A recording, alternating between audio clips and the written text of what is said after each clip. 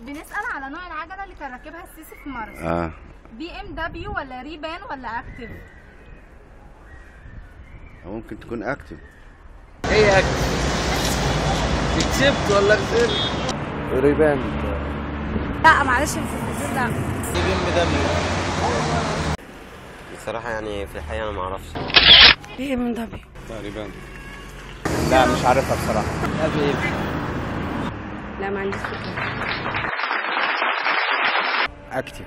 انا ما اعرفش نوع العجله يعني نوعها ايه، بس انا عارفه ان هي ب 60,000 مع ان هو بيدعي للتقشف. تقريبا بي ام. نوع العجلة اللي كان راكبها السيسي في الماراثون. نوع العجلة؟ أنا سمعت سباق باين. ايه؟ سباق. مش عارف والله.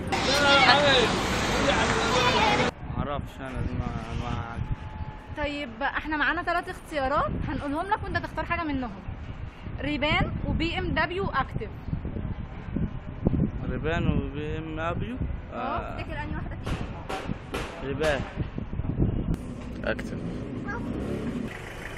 ريبان. بي ام دبليو. بالنسبة العجل اللي كان راكبها السيسي.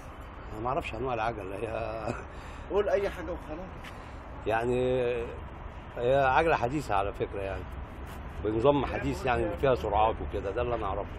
توضيح فقط، شركة بي ام دبليو هي شركة ألمانية لصناعة السيارات والدراجات النارية، وشركة ريبان هي شركة للنظارات الشمسية والطبية، أما شركة أكتيف هي شركة للشنط والأحذية والملابس والإكسسوارات.